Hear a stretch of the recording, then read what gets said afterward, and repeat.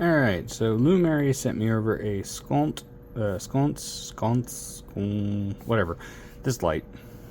And we're going to take a look at it. Dumped out the box, and this is all it came with, which is fine. That's it. That is heavy too.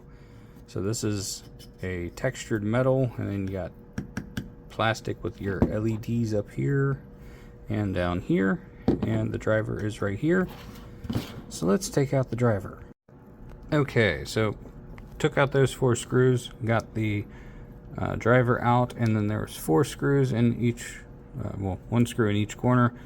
For that, let's open it up. Okay, so got the PCB out, and it looks pretty good.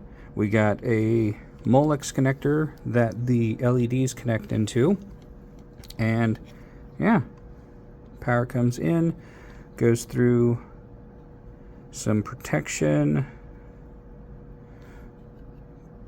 Yeah, then it goes over to that thing, a MOSFET, and all kinds of stuff. Oh, and then that is the Wi-Fi Bluetooth module.